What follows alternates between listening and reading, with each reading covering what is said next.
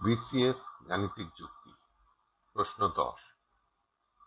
কোন স্কুলে 70% শিক্ষার্থী ইংরেজি এবং 80% শিক্ষার্থী বাংলায় পাশ করেছে, কিন্তু 10% উভয় বিষয়ে ফেল করেছে। যদি উভয় বিষয়ে 300 জন শিক্ষার্থী পাশ করে থাকে, তবে ওই স্কুলে কতজন শিক্ষার্থী পরীক্ষা দিয়েছে? ক 400 জন, খ 500 জন, গ 560 জন, ঘ 760 জন। সূত্র 23তম বিসিএস। উত্তরটি চিন্তা করুন, একটু পরে মিলিয়ে নিন।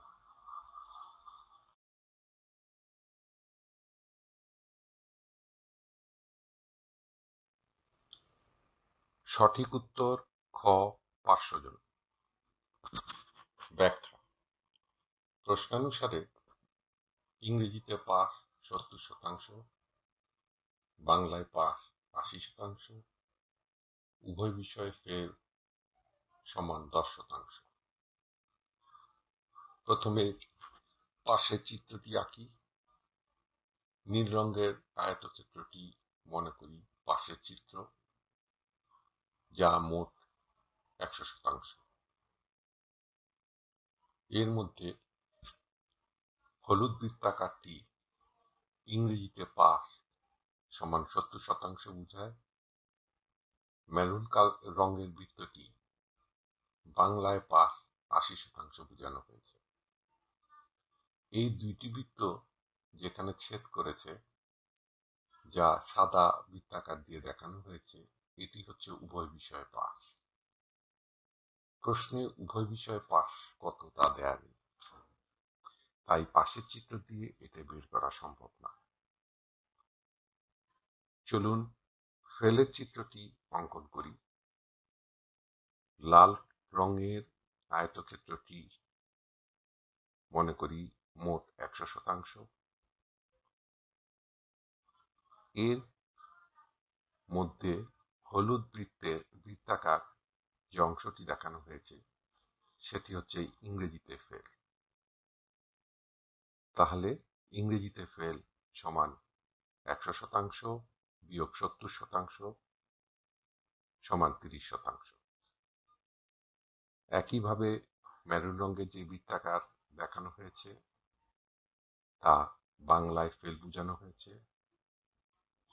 অর্থাৎ বাংলায় ফেল সমান 100% বিয়োগ 80% সমান 20%, অর্থাৎ বাংলায় ফেল 20%। বাংলায় ও ইংরেজিতে হলুদ এবং মেরুন রঙের যে বৃত্ত দুইটি একে অপরকে ছেদ করে, যা সাদা বৃত্তাকার দিয়ে দেখানো হয়েছে, এটি হচ্ছে উভয় বিষয়ে ফেল। প্রশ্নানুসারে উভয় বিষয়ে ফেল সমান 10%। শুধু ইংরেজিতে ফেল বের করতে পারি সমান ইংরেজিতে ফেল 30% বিয়োগ উভয় বিষয়ে ফেল 10% সমান 20%, অর্থাৎ শুধু ইংরেজিতে ফেল 20%।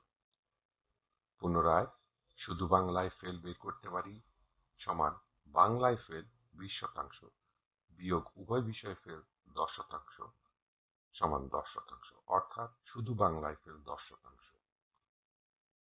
এখন আমরা শুধু ইংরেজিতে ফেল যোগ শুধু বাংলায় ফেল যোগ উভয় বিষয়ে ফেল, এই মোট ফেল যদি বের করি এবং তা যদি 100% থেকে বাদ দিই, তাহলে উভয় বিষয়ে পাশের মানটি পেয়ে যাব।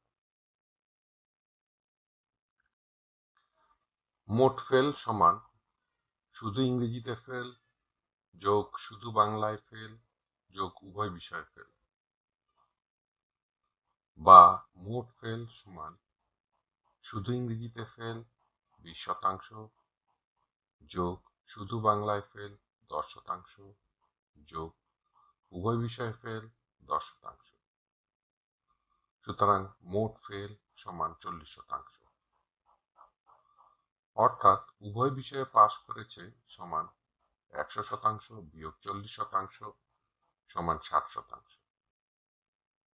প্রশ্নানুসারে 60% ছাত্রের সংখ্যা সমান 300 জন, 1% ছাত্রের সংখ্যা সমান 300 ভাগ 60 জন, 100% ছাত্রের সংখ্যা সমান 300 গুণিতক 100 ভাগ 60 জন সমান 500 জন। উত্তর খ 500 জন। ধন্যবাদ। টিউটোরিয়াল দেখার জন্য আপনাকে ধন্যবাদ। আপনার যদি কোনো প্রশ্ন থাকে তবে আমাদেরকে rhkstorecouk@gmail.com ইমেইল করুন বা মন্তব্য বিভাগে লিখুন। আমাদেরকে অনুপ্রাণিত করার জন্য সাবস্ক্রাইব করুন, থামস আপ দিন বা লাইক দিন। আপনার বন্ধুদের সাথে শেয়ার করুন এবং নতুন টিউটোরিয়াল পেতে বেল আইকন টিপতে ভুলবেন না।